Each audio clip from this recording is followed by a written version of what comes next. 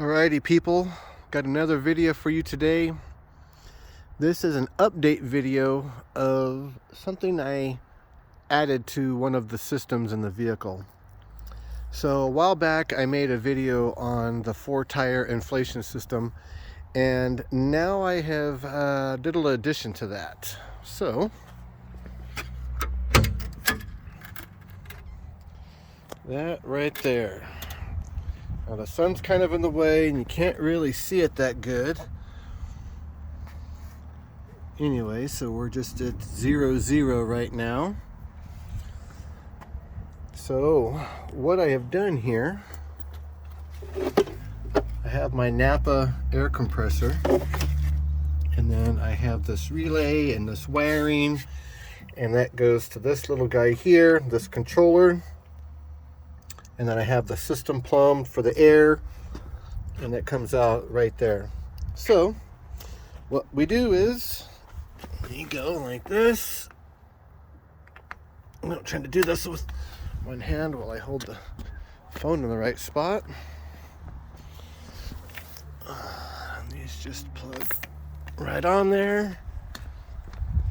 Oh yeah, one thing I definitely need to do is I need to get like little baggies for the end pieces, because no big deal right now here on the street, but if I'm out in the dirt, you don't want to be setting these things over to each tire and having them just in the dirt, in the muck. So that's one thing I'm going to need to do, is to get little things for those, just to keep crap out of them. And then we go down here, and we got that manifold. Now, in my other video, I had one-way valves, I believe, when I did that video. And what I found is that with the check valves, the 4 check valves, that it didn't allow the pressure to equalize in the tires properly. So if the tires were at a different PSI, even though the air compressor it'll pump to each one, how would I say it the right way? It pumps the same amount of air to each one or whatever. So if they're imbalanced before you're pumping, they're still going to be imbalanced afterwards. So with this system here, with the valves the way I have it, the ball valves. So this right here. Trying to do this with one hand. And let me pop. Oh, did I get it? No, I didn't get it. I actually wanted to I gotta pause this. So what I wanted was to have it on something like a solid mount, and I don't really know if I can do that or not. I don't know, maybe I'll have it like come through here or something, and I can just put a couple clamps, one on each side, and that would like hold it still. Or I'll just leave it the way it is. Anyways, so that's like that. Once that's connected up there, then you just turn all these on, and all 4 tires balance out. Okay. So now they're all balanced. So right now, if you can see it, you can see the the pressure right there. I only let out a little bit of air a few minutes ago, just so the pump will just, it'll show it turning on and turning off. Not have to like wait here for 5 minutes. But so I have the only thing though with this that's a bit bothersome, and I'm not sure how to remedy it.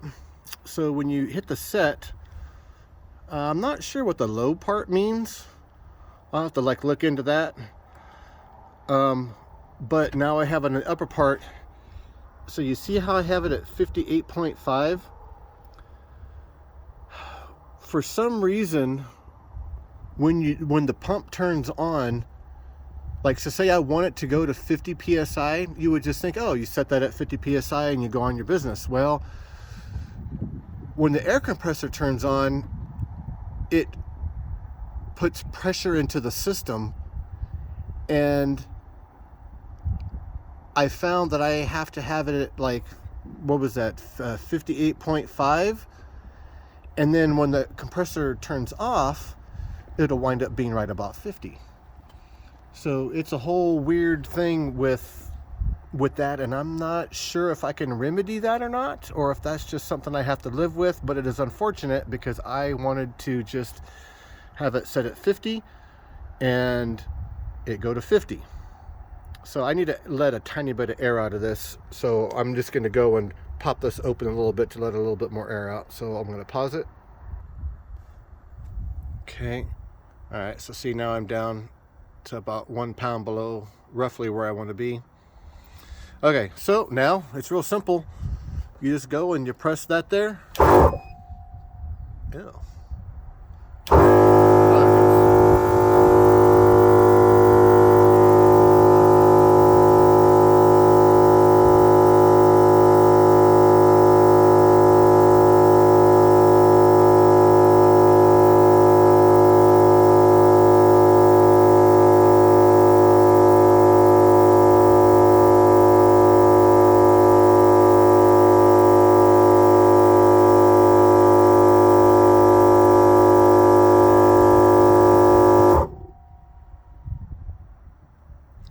So,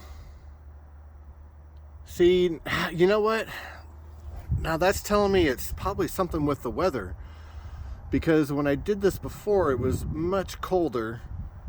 And that 8.5 pound difference, or there would be an 8.5 pound difference from where it was shut off to where what it actually was. And then now you can see that's like about, 6 pounds difference? Sorry, 7 pounds, not 8.5. But it's warmer now. So, I don't know. That does kind of suck. And not all nice and perfect how I was hoping the system would be. But that's just something where I can go and just do that a little bit. Let a little bit of air out. And then this will tell me real time where it's at. And be all good.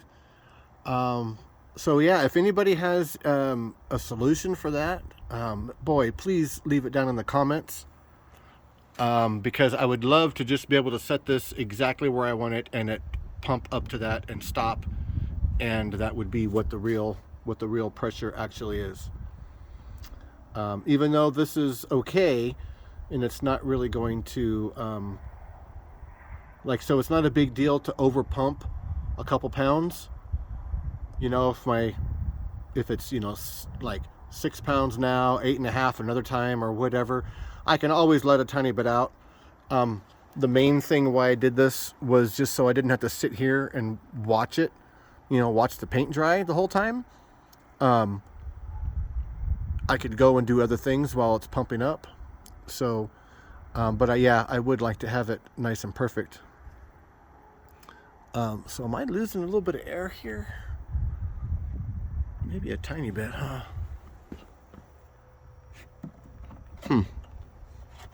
Well, anyways, it's pretty darn close.